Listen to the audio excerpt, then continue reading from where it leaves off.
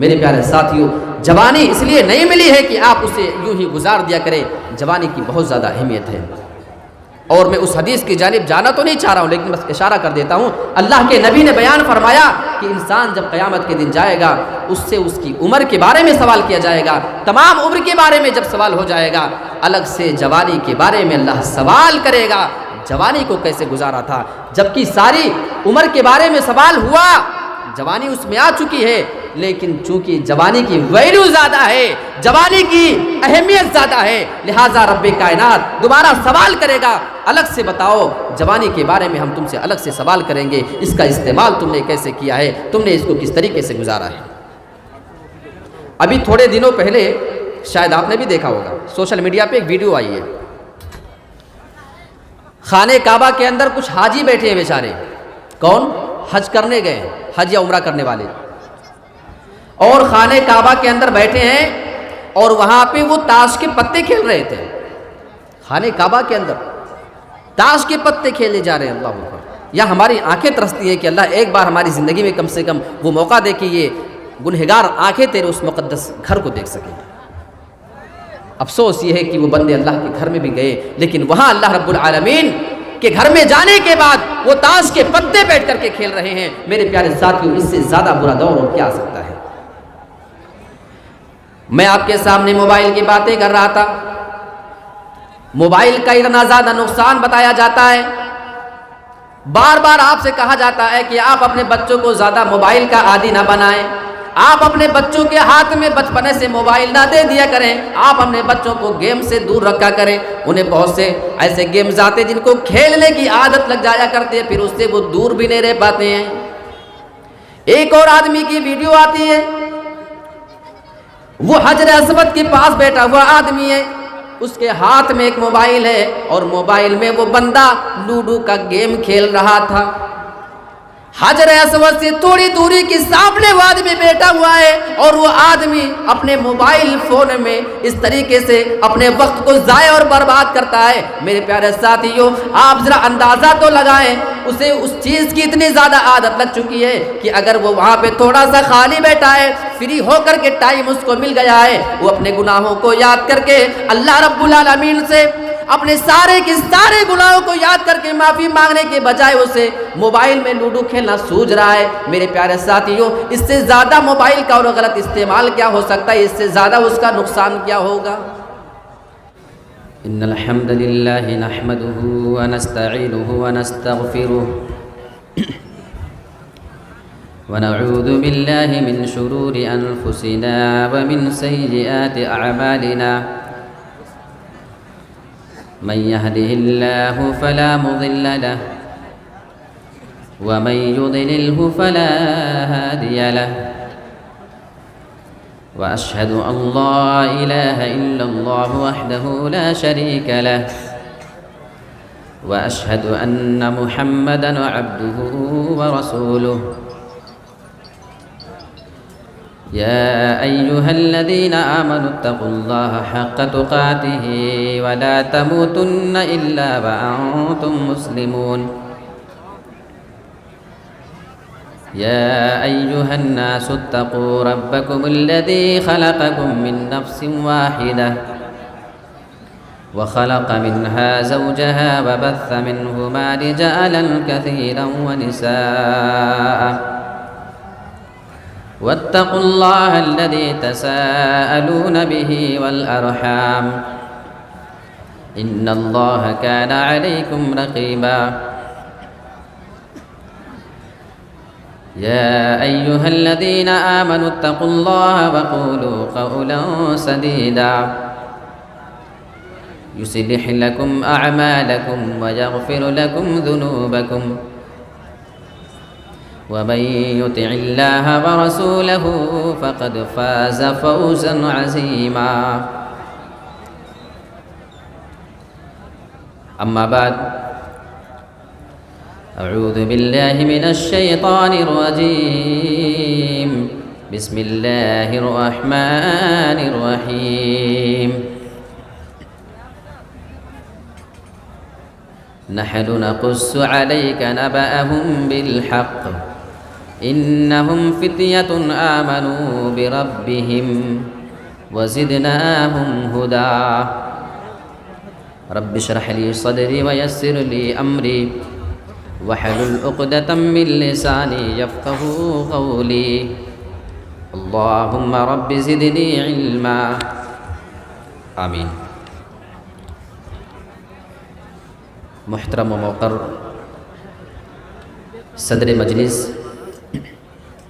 ناظم جلسہ، اسٹیج پر تشریف فرما نہایت ہی باوقار اور معزز علماء کرام کی ٹیم، کیدوا للمٹیا اور اس کے قرب و جوار سے تشریف لائے ہوئے نہایت ہی محترم سامعین، بزرگان دین، نوجوان ساتھیوں، عزیز بچوں، پردہ نشین، خواتین اسلام، پیاری ماؤں اور بہنوں، کیدوا کے پروگرام کی آج یہ دوسری رات ہے۔ بہت ہی باوقار مجلس ہے اور بہت ہی محترم سامعین ہیں، اور علماء کی ایک لمبی چوڑی فہرست ہے، دور دراز سے علماء تشریف لائے۔ آپ نے ان لوگوں کے بیانات سنے، مجھے بھی آپ کے سامنے کچھ باتیں عرض کرنی ہیں، اور میں نے آج کے اس مبارک موقع کے لیے جس موضوع کا انتخاب کیا ہے وہ انتہائی اہم موضوع ہے، اور ضرورت ہے کہ اس موضوع کے اوپر باتیں کی جائیں، اس کے اوپر ہمیں سنجیدگی سے سوچنے کی ضرورت ہے۔ جو میرا آج موضوع ہے وہ ہے نوجوانوں کے بگاڑ، اسباب اور علاج۔ ہمارے مسلم معاشرے میں نوجوان بگڑ کیوں رہے ہیں؟ کیا وجہ ہے کہ جس کی وجہ سے نوجوان برائی کے دلدل میں پھنستے جا رہا ہے اور دینداری اس کے اندر سے دور ہوتی جا رہی ہے؟ اسی کے اوپر میں آج روشنی ڈالنے کی کوشش کروں گا، لیکن میں کچھ اسباب بیان کرنے سے پہلے یہ جان لینا ضروری سمجھتا ہوں کہ جوانی کی اہمیت کیا ہے۔ جوانی کی بہت زیادہ اہمیت ہے میرے ساتھیوں۔ ایک بار اللہ رب العالمین ایک انسان کو زندگی میں جوانی دیتا ہے، یہ جوانی کے ایام ایک بار گزر جائیں، ایک بار اگر یہ جوانی ہم سے چلی جائے تو دوبارہ آرزو اور تمنا کرنے کے بعد بھی یہ جوانی دوبارہ ہم کو نصیب نہیں ہوتی ہے۔ اللہ رب العالمین نے اس جوانی کا تذکرہ قرآن مجید کے اندر کئی مقامات پہ کیا ہے۔ قرآن مجید کی ایک آیت آپ اٹھائیں اور اس کو دیکھیں، اللہ رب العالمین نے اس آیت کریمہ کے اندر جوانی کا تذکرہ کیا۔ اللہ الذی خلقکم من ضعف ثم جعل من بعد ضعف قوة ثم جعل من بعد قوة ضعفا وشيبة يخلق ما يشاء وهو العليم القدير۔ اللہ رب العالمین بیان فرما رہا ہے، اللہ الذی خلقکم من ضعف، وہ اللہ ہی کی ذات ہے جس نے تمہیں کمزوری کی حالت میں پیدا کیا ہے، یعنی تمہیں نہایت ہی کمزور چیز سے یعنی منی سے، اس پانی کے قطرے سے پیدا کیا۔ یا اس کا ایک مفہوم یہ بھی بیان کیا جاتا ہے، اللہ رب العالمین نے تمہیں پہلے طفولیت دیا تھا، تمہیں بچپنا دے دیا تھا، تم نہایت کمزور ہوا کرتے تھے، تمہارے اندر بولنے کی طاقت نہیں تھی، تمہارے اندر کوئی چیز محسوس کرنے کی صلاحیت نہیں تھی، تمہارے اندر چلنے پھرنے کی طاقت نہیں، تمہارے اندر چیزوں کو سوچنے اور سمجھنے کی طاقت نہیں تھی۔ اللہ رب العالمین آگے بیان فرماتا ہے، ثم ثم جعل من بعد ضعف قوة، پھر اللہ رب العالمین نے تمہیں اس کمزوری کے بعد طاقت عطا فرما دیا، اللہ نے تمہیں پھر نوجوان بنا دیا، اللہ نے تمہیں جوانی عطا کر دی ہے۔ اس آیت کریمہ کے اندر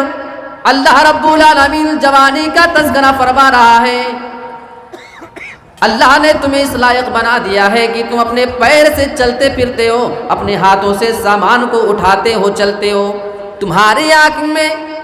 بینائی اللہ رب العالمین نے اتنی زیادہ دے رکھی ہے، تم دور دور کی چیزوں کو دیکھ سکتے ہو، تمہارے کان کی سماعت، سننے کی طاقت اتنی زیادہ ہے کہ تم اپنے کان سے بہت ہی بہترین طریقے سے چیزوں کو سن سکتے ہو، تمہارا دل بھی مضبوط ہے، تمہارے جسم کی سارے کے سارے اعضاء مضبوط اللہ رب العالمین جوانی میں بنا دیتا ہے۔ پھر آگے اللہ تذکرہ فرما رہا ہے ثم جعل من بعد قوة ضعفا وشیبا، پھر اللہ رب العالمین تمہیں جوانی دینے کے بعد تمہیں کمزور بنا دیتا ہے اور پھر اللہ تمہیں بوڑھا کر دیتا ہے۔ جب آپ جوان ہیں، آپ کے آنکھوں میں طاقت زیادہ ہے، آپ جب بڑھاپے کی عمر کو چلے جایا کرتے ہیں، آپ کی آنکھوں کی بینائی دھیرے دھیرے ختم ہو جایا کرتی ہے، آپ جوان ہوا کرتے ہیں، آپ کے کان سے سننے کی طاقت بہت زیادہ ہوا کرتی ہے، آپ تھوڑی سی اور دھیمے سے بولی جانے والی آواز کو اگر دور آپ سنا کرتے ہیں، آپ اپنے کان سے اس کو سن لیا کرتے ہیں، لیکن اللہ جب تمہیں کمزور کر دیتا ہے، تمہیں بڑھاپے کی عمر میں اللہ رب العالمین جب داخل کر دیتا ہے، اے میرے پیارے ساتھیوں، پھر اللہ رب العالمین تمہارے کان کی طاقت کو بھی چھین لیتا ہے۔ آپ دیکھیں کتنے بزرگ حضرات کو دیکھیں گے، آپ ان کے بغل میں کوئی بات بولو گے، آپ حالانکہ نارمل ٹھیک ٹھاک آواز میں بھی بولیں گے، لیکن میرے پیارے ساتھیوں ان بزرگ حضرات کا یہ جواب ہوتا ہے، بیٹا عمر نکل جانے کی وجہ سے ہمارے کانوں کی سماعت کمزور ہو چکی ہے، جتنا آپ کو دکھائی دیتا اتنا ان کو دکھائی نہیں دیتا ہے، دانت بھی ان کے کمزور ہیں، دانت بھی گرنا شروع ہو جایا کرتے ہیں۔ اللہ رب العالمین یہاں پہ جوانی کی اہمیت بتانا چاہتا ہے، اے میرے بندے، جب ہم نے تجھے جوانی دے رکھی ہے، ہم نے تجھے بہت بڑی نعمت سے نواز کر کے رکھا ہوا ہے، جب یہ نعمت تمہارے پاس سے چلی جائے گی تم بھی افسوس کرو گے، اے کاش ہمیں دوبارہ جوانی مل جائے میرے پیارے ساتھیوں، لیکن پھر وہ جوانی دوبارہ کسی کو ملنے والی نہیں۔ کیا ترتیب اللہ نے بیان کی ہے، یخلق ما یشاء، اللہ جو چاہتا ہے پیدا کرتا ہے، اللہ رب العالمین جسے جو نعمت چاہتا ہے وہ نعمت عطا کر دیتا ہے، وَهُوَ الْعَلِيمُ الْقَدِيرُ، اللہ بہتر جانتا ہے کہ کسے کیا نعمت دینا ہے، کسے کیا نہیں دینا ہے، القدیر وہ قدرت رکھنے والا ہے، وہ جسے چاہے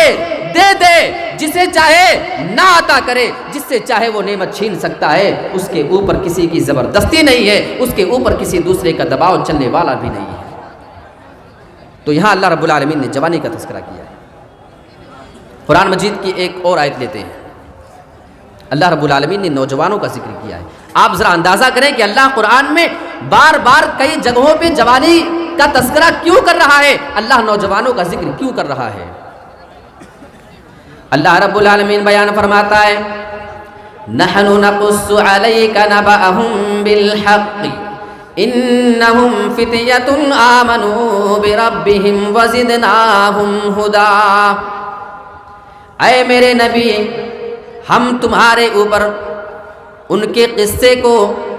حق طور پہ بیان کریں گے، بالکل صحیح طور پہ ان کے قصے تمہیں سنائیں گے۔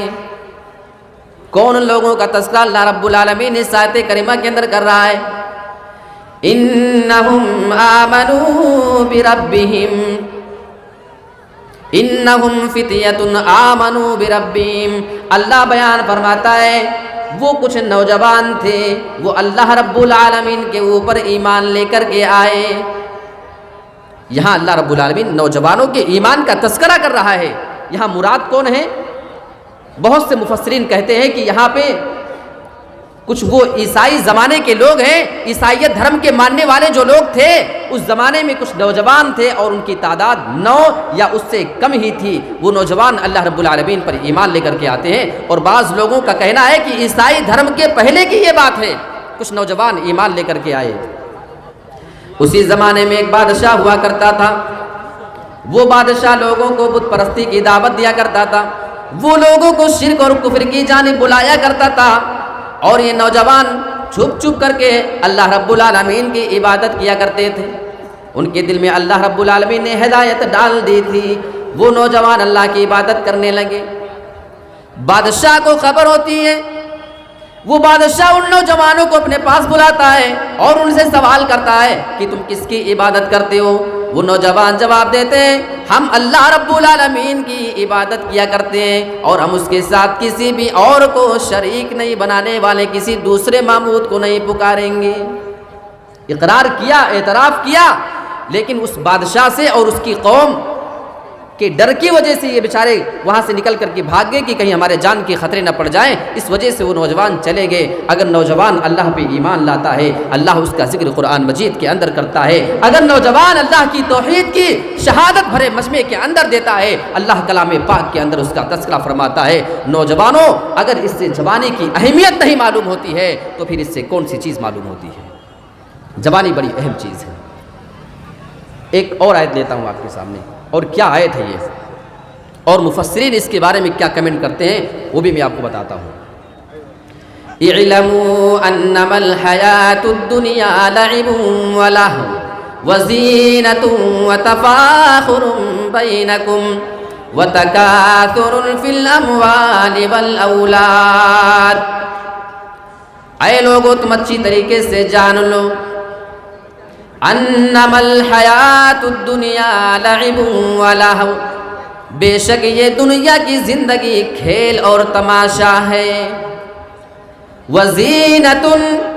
اور یہ دنیا کی زندگی تو زینت کی جگہ، یہ خوبصورت اپنے آپ کو بنانے اور دکھانے کی جگہ، خوبصورتی انسان اپنی دکھاتے پھرتا ہے، انسان اپنے آپ کو زینت کے ساتھ رکھنا پسند کرتا ہے۔ وَتَفَاخُرٌ بَيْنَكُمْ، یہ دنیا تو آپس میں فخر اور غرور کرنے کی جگہ، انسان ایک دوسرے پہ اپنے فخر کو جتایا کرتا ہے۔ وَتَكَاثُرٌ فِي الْأَمْوَالِ وَالْأَوْلَادِ، اور یہ دنیا کی زندگی تو مال اور اولاد کے بارے میں ایک دوسرے پہ کثرت جتانے کی جگہ، ایک دوسرے سے اپنی بڑائی جتانے کی جگہ ہے۔ اب اس آیت کریمہ کے بارے میں مفسرین بڑی بہترین باتیں کہہ رہے ہیں۔ مفسرین کا کہنا ہے کہ اللہ رب العالمین اس آیت کریمہ کے اندر انسان کی عمر کے مختلف مرحلے کا تذکرہ کر رہا ہے۔ انسان بچپنے میں ہوتا ہے، جوان ہوتا ہے، بڑھاپے کی عمر کو پہنچتا ہے۔ اللہ نے اس آیت کریمہ کے اندر ان تینوں کا ایک ساتھ تذکرہ کر دیا ہے۔ اللہ بیان فرماتا ہے دنیا کی زندگی کھیل اور تماشا ہے، یہ اشارہ ہے انسان کے بچپنے کی جانب۔ جب بچہ بچپنے میں ہوتا، آپ اس کو دیکھیں، اسے ہر وقت صرف کھیل کی فکر لگی رہتی ہے، صبح کھیل، دوپہر شام، ہر وقت اسے صرف کھیل کی فکر، اس کے ذہن میں اسی کا دھن سوار ہوتا ہے۔ گھر کے اندر لے کر کے آئیں گے وہاں بھی کھیلتے رہتا ہے، گھر کے باہر لے کے جاؤ گے وہاں پہ بھی وہ کھیلتے رہتا ہے۔ آپ اسے مسجد اور مدرسے کے اندر لے کر کے چلے جاتے ہو، وہ بچہ وہاں پر بھی کھیلنا پسند کیا کرتا ہے۔ آپ اسے رشتہ دار کے یہاں لے کر کے جاؤ، وہاں پہ بھی وہ بچہ ہمیشہ کھیلتے ہی رہتا ہے۔ آپ اسے کسی شادی بیاہ کے فنکشن میں لے کر کے جائیں، 2-4 بچے آپس میں مل جایا کرتے ہیں، وہ آپس میں کھیلنا شروع کر دیتے ہیں۔ اللہ بیان فرماتا ہے اے میرے بندو، یہ دنیا کی زندگی تو صرف کھیل اور تماشا ہے۔ تو اس سے اشارہ ہے انسان کے بچپنے کی جانب۔ وزینتن، یہاں جوانی کا تذکرہ ہو رہا ہے۔ کیونکہ انسان زینت کب زیادہ اختیار کرتا ہے؟ مفسرین کہتے ہیں اس آیت کریمہ کے ٹکڑے میں اشارہ ہے انسان کی نوجوانی کی جانب۔ جب انسان نوجوان ہوتا ہے، اپنے آپ کو خوبصورت بناتا ہے، وہ اپنے آپ کو اسمارٹ بنانے کی کوشش کیا کرتا ہے۔ لڑکیاں اپنے آپ کو بیوٹیفل دکھانے کے لیے ایک سے ایک میک اپ کیا کرتی ہیں، ایک دوسرے پہ اپنی خوبصورتی کو ظاہر کرنے کے لیے، ایک دوسرے سے اچھا دکھنے کے لیے نوجوان لڑکے اور لڑکیاں ایک دوسرے سے کوشش کیا کرتے ہیں۔ میرے پیارے ساتھیوں، اس آیت کریمہ میں اللہ رب العالمین نے اشارہ کیا ہے انسان کی جوانی کی جانب۔ وَتَفَاخُرٌ بَيْنَكُمْ، آگے کا مرحلہ انسان کی زندگی جب جوانی سے گزرنے لگتی ہے، جب انسان مال اور دولت کما لیا کرتا ہے، انسان روپیہ اور پیسہ کما کر کے جب جمع کر لیتا جوانی کے ایام کے بعد، پھر انسان ایک دوسرے پہ فخر کرنے لگتا ہے، ایک دوسرے پہ وہ اپنی بڑائی جتاتا ہے کہ میرے پاس تم سے زیادہ دولت، ہمارے پاس تم سے زیادہ پراپرٹی ہے۔ یہ جوانی کا مرحلہ گزرنے کے بعد ہوتا ہے۔ وَتَكَاثُرٌ فِي الْأَمْوَالِ وَالْأَوْلَادِ، اور اللہ بیان فرماتا ہے یہ دنیا کی زندگی تو مال میں اور اولاد میں ایک دوسرے پہ کثرت جتانے کی جگہ، ایک دوسرے سے زیادتی جتانے کی جگہ ہے۔ انسان جب بوڑھا ہو جاتا ہے، آپ اسے کبھی دیکھیں، ایک دوسرے پہ فخر کرتا ہے، تمہاری کتنی اولاد ہے، دیکھو ہمارے پاس اتنی اولاد ہے، ہمارے سبھی بیٹے تمہارے بیٹوں سے زیادہ سیٹ ہیں، وہ تمہارے بیٹوں سے زیادہ کما رہے ہیں، ہمارے پاس تو تم سے زیادہ پراپرٹی ہے۔ اللہ بیان فرماتا ہے جب انسان بڑھاپے کی عمر میں پہنچ جاتا ہے، اپنی اولاد کے اوپر بھی ایک دوسرے سے فخر کرتا ہے، اپنے خاندان کے بارے میں ایک دوسرے سے فخر و غرور کیا کرتا ہے، اپنی اولاد کے بارے میں فخر و غرور کرتا ہے، اور اپنی دولت اور جمع کی ہوئی پونجی کے بارے میں بھی ایک دوسرے سے فخر کیا کرتا ہے۔ اللہ بیان فرماتا ہے یہ دنیا آپس میں مال میں اور اولاد میں ایک دوسرے سے کثرت اور زیادتی جتانے کی جگہ ہے۔ تو اس آیت کریمہ کے اندر اللہ نے عمر کے مختلف مرحلوں کا تذکرہ کیا ہے، جس طریقے سے انسان ان مراحل سے گزرتے رہتا ہے۔ اتنی باتیں ہونے کے بعد آپ کو جوانی کی اہمیت تو کم سے کم سمجھ میں آ گئی۔ میں نے آپ کے سامنے قرآن مجید میں 3 جگہوں سے آیتیں پیش کی ہیں، جس سے یہ ثابت ہوا کہ جوانی کی کیا ویلیو ہے۔ اب جو میں آپ کو بتانا چاہتا ہوں، وہ میرا جو بتانے کا مقصد ہے کہ نوجوانوں کے بگڑنے کے اسباب کیا ہیں، ریزن کیا ہے، انسان بگڑ کیوں جاتا ہے، انسان سیدھے راستے سے بھٹک کر غلط راستے پہ کیوں لگ جایا کرتا ہے۔ اس کے بہت سارے وجہ ہو سکتے ہیں۔ سب سے پہلی بات جو میں آپ کو بتانا چاہوں گا، انسان کا اپنے وقت کو ضائع اور برباد کرنا، اپنے وقت کو، قیمتی وقت کو بیٹھ کر لہو لعب میں یار دوستوں کے پاس دن بھر بیٹھا، انسان سے پوچھو تم آج کل کیا کرتے ہو، کچھ نہیں، بس ایسے ہی گزر رہا ہے۔ میرے پیارے ساتھیوں، جوانی اس لیے نہیں ملی ہے کہ آپ اسے یوں ہی گزار دیا کریں، جوانی کی بہت زیادہ اہمیت ہے۔ اور میں اس حدیث کی جانب جانا تو نہیں چاہ رہا ہوں، لیکن بس اشارہ کر دیتا ہوں۔ اللہ کے نبی نے بیان فرمایا کہ انسان جب قیامت کے دن جائے گا، اس سے اس کی عمر کے بارے میں سوال کیا جائے گا، تمام عمر کے بارے میں جب سوال ہو جائے گا، الگ سے جوانی کے بارے میں اللہ سوال کرے گا، جوانی کو کیسے گزارا تھا، جبکہ ساری عمر کے بارے میں سوال ہوا، جوانی اس میں آ چکی ہے، لیکن چونکہ جوانی کی ویلیو زیادہ ہے، جوانی کی اہمیت زیادہ ہے، لہٰذا رب کائنات دوبارہ سوال کرے گا، الگ سے بتاؤ جوانی کے بارے میں، ہم تم سے الگ سے سوال کریں گے، اس کا استعمال تم نے کیسے کیا ہے، تم نے اس کو کس طریقے سے گزارا ہے۔ تو جوانی کی بہت زیادہ اہمیت ہے، اور اپنے اس مقصد کو انسان کو پہچاننا چاہیے جس چیز کے لیے اللہ رب العالمین انسان کو دنیا میں پیدا کر کے بھیجا ہے۔ اللہ رب العالمین قرآن مجید کے اندر انسان کے پیدا کرنے کا مقصد بیان فرما رہا ہے، وَمَا خَلَقْتُ الْجِنَّ وَالْإِنسَ إِلَّا لِيَعْبُدُونَ، اے لوگو میں نے انسان اور جنات کو صرف اس لیے پیدا کیا ہے کہ وہ میری عبادت کیا کریں۔ لہٰذا انسان کو اپنے وقت کی اہمیت سمجھنا چاہیے۔ اچھا، تو سب سے پہلی وجہ آپ دھیان سے سنیے گا، اپنے وقت کا صحیح استعمال نہ کرنا یہ نوجوانوں کے بگڑنے کا ایک سبب ہے۔ دوسری ایک بڑی اہم چیز ہے جو ہر آدمی کے ہاتھ میں ہے، میرے پاس بھی، آپ سب کے پاس ہے، وہ موبائل فون کا، موبائل کا غلط استعمال انسان اس کی وجہ سے بگڑ رہا ہے، خاص طور پہ نوجوان، پھر وہ چاہے لڑکا ہو اور پھر وہ چاہے لڑکی ہو، وہ چاہے لڑکا اور لڑکی کسی غلط اور بگڑے ہوئے گھرانے سے تعلق رکھتے ہوں یا پھر وہ جتنی مرضی شریف گھرانے سے تعلق رکھنے والا ہو، اگر کھلا اسے اس وقت میں اگر موبائل کو کھلی چھوٹ دے دی جائے اگر چلانے کی، تو اس کے بگڑنے کے چانس زیادہ ہوا کرتے ہیں۔ اور موبائل کا یہ جو معاملہ ہے اتنا خطرناک، اس کا نقصان ہوگا تو اس کو ہم نے کبھی سوچا نہیں تھا۔ کچھ ٹائم پہلے، ابھی تھوڑے دنوں پہلے، شاید آپ نے بھی دیکھا ہوگا، سوشل میڈیا پہ ایک ویڈیو آئی ہے، خانہ کعبہ کے اندر کچھ حاجی بیٹھے ہیں بیچارے، کون؟ حج کرنے گئے، حج یا عمرہ کرنے والے، اور خانہ کعبہ کے اندر بیٹھے ہیں اور وہاں پہ وہ تاش کے پتے کھیل رہے تھے۔ خانہ کعبہ کے اندر تاش کے پتے کھیلے جا رہے ہیں۔ اللہ اکبر! یا ہماری آنکھیں ترستی ہیں کہ اللہ ایک بار ہماری زندگی میں کم سے کم وہ موقع دے کہ یہ گنہگار آنکھیں تیرے اس مقدس گھر کو دیکھ سکیں۔ افسوس یہ ہے کہ وہ بندے اللہ کے گھر میں بھی گئے، لیکن وہاں اللہ رب العالمین کے گھر میں جانے کے بعد وہ تاش کے پتے بیٹھ کر کے کھیل رہے ہیں۔ میرے پیارے ساتھیوں، اس سے زیادہ برا دور اور کیا آ سکتا ہے؟ میں آپ کے سامنے موبائل کی باتیں کر رہا تھا، موبائل کا اتنا زیادہ نقصان بتایا جاتا ہے، بار بار آپ سے کہا جاتا ہے کہ آپ اپنے بچوں کو زیادہ موبائل کا عادی نہ بنائیں، آپ اپنے بچوں کے ہاتھ میں بچپنے سے موبائل نہ دے دیا کریں، آپ اپنے بچوں کو گیم سے دور رکھا کریں۔ انہیں بہت سے ایسے گیمز آتے جن کو کھیلنے کی عادت لگ جایا کرتی ہے، پھر اس سے وہ دور بھی نہیں رہ پاتے ہیں۔ ایک اور آدمی کی ویڈیو آتی ہے، وہ حجر اسود کے پاس بیٹھا ہوا آدمی ہے، اس کے ہاتھ میں ایک موبائل ہے اور موبائل میں وہ بندہ لوڈو کا گیم کھیل رہا تھا۔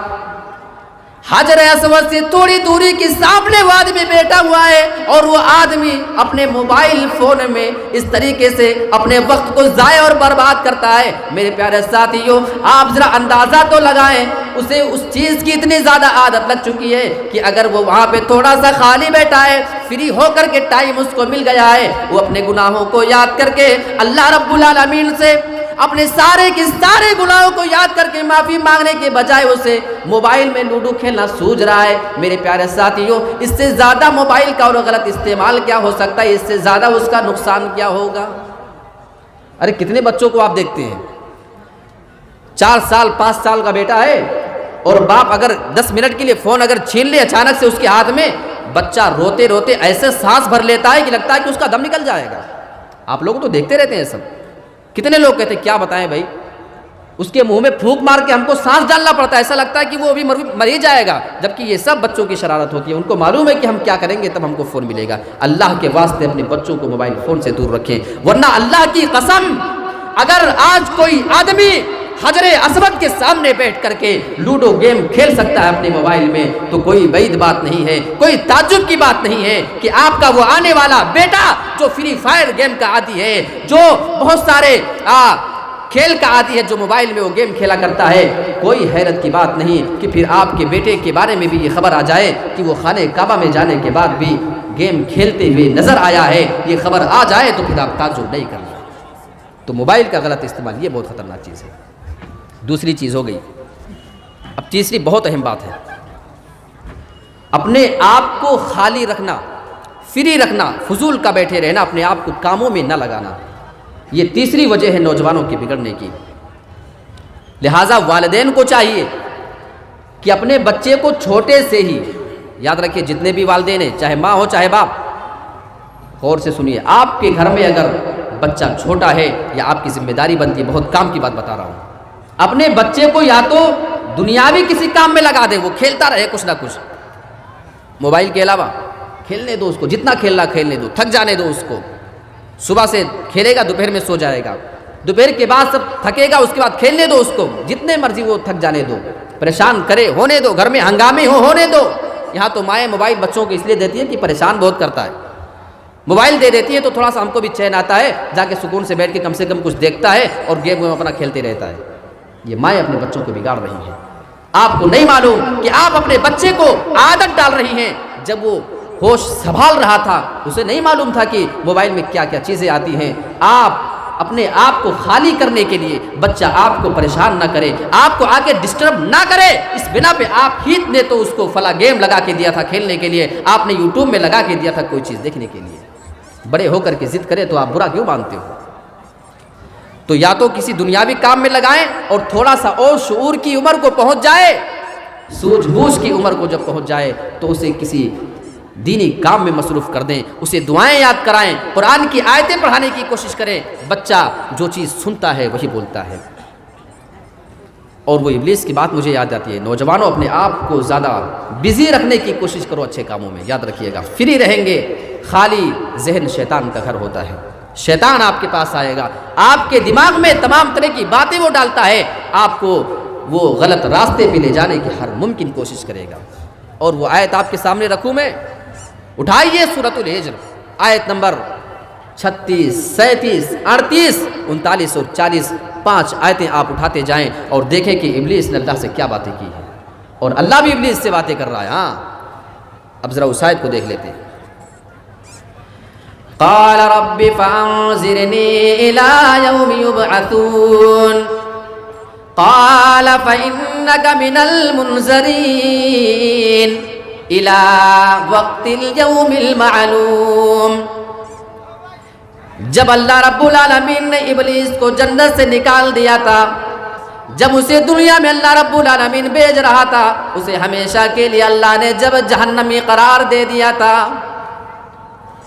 ابلیس تو ہمیشہ کے لیے جہنمی ہو چکا ہے، وہ دنیا میں آ رہا ہے، جنت سے نکالا جا چکا ہے، اللہ رب العالمین کے سامنے میں ریکویسٹ کرتا ہے، وہ اللہ رب العالمین کے سامنے ہی اپنی بات پیش کرتا ہے، اے میرے پروردگار تو مجھے مہلت دے دے، قیامت تک کے لیے تو مجھے مہلت دے دے، میں تجھ سے یہ مہلت مانگنے آیا ہوں، میں زمین کے اندر جب جاؤں گا تیرے بندوں کو بہکاؤں گا، میں زمین کے اندر تیرے بندوں کو بہکانے کی تجھ سے اجازت مانگ رہا ہوں۔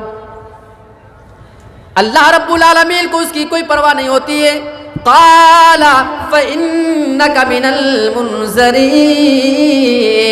اللہ رب العالمین بیان فرماتا ہے، اے ابلیس تم مجھ سے مہلت مانگ رہا ہے، جا تو مہلت دیا جاتا ہے، جب تک چاہے میں تجھے مہلت دیتا ہوں، الی وقت الیوم المعلوم، میں تجھے قیامت کے دن تک کے لیے مہلت دیتا ہوں، جا تو جو کر سکتا ہے زمین میں کر لینا۔ میرے پیارے ساتھیو، ابلیس نے اجازت مانگی تھی اور اللہ رب العالمین نے اس کو اجازت دے دیا تھا،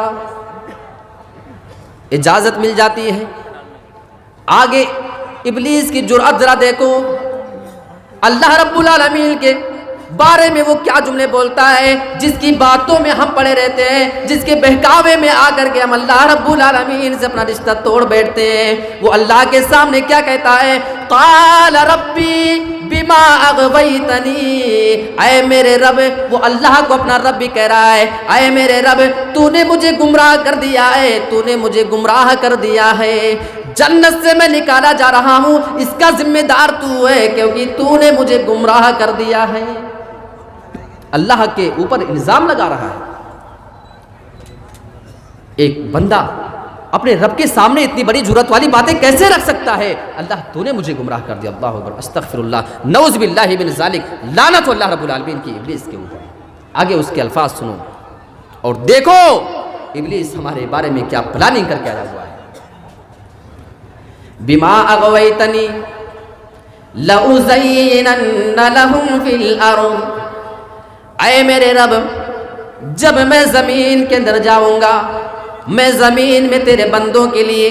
گناہوں کو مزین کر کے، بنا سوار کر کے پیش کر دوں گا، ان کو خوبصورت بنا کر کے ان کے سامنے لا کر کے رکھ دوں گا۔ یہ مزین کرنا کیا ہوتا ہے، بنانا اور سوارنا کیا ہوتا ہے؟ یہ مائک ہے، نارمل شکل اور صورت میں ہے، اس کی ایسی ڈیزائننگ کر دی جائے کہ دیکھنے والے کو بڑی خوبصورت لگنے لگے کہ ہاں یار یہ تو کتنی پیاری چیز ہے، اس کو لینا چاہیے، جبکہ اندر سے ہونا اچھی لیکن دکھنے میں ایسی وہ لگنے لگے۔ کبھی کبھی دیکھیں کچھ لوگ گفٹ لے کر کے کہیں جاتے ہیں، ہاں جیسے شادی بیاہ ہے، اب کس نے کیا دیا یہ کون دیکھتا ہے؟ 100 روپے کا گفٹ لیا اور 20 روپے کی پیکنگ بڑی سی کرائی اور لے جا کے پکڑا دیا، اب کس کو معلوم کیا کون لے کے آیا؟ وہ جا رہا ہے 100 روپے میں نام ہو گیا، اتنا بڑا گفٹ آیا تھا، اب جا کے کھولیں گے صاحب پتہ چلے کہ کچھ ہے 100 روپے کا کوئی چھوٹا سا سامان، وہ چیز اچھی ہے نہیں لیکن اس کو ڈیزائننگ کرا دیا گیا ہے، اس کو مزین کرا دیا گیا، یہی ہوتا ہے مزین کرنا۔ یعنی بری چیز کو اچھی بنا کر کے اس کو پیش کر دیا جائے. ابلیس یہی الفاظ استعمال کر رہا ہے. اے اللہ میں جب زمین میں جاؤں گا تیرے بندوں کے لیے گناہوں کو بنا سوار کر کے پیش کروں گا. حالانکہ گناہ اچھے ہے نہیں, گناہ ہے بہت خطرناک چیز, یہ انسان کو ہے لے جانے والے جہنم میں, لیکن اتنا بناؤں گا, اتنا سواروں گا, اتنا خوبصورت بنا کر کے پیش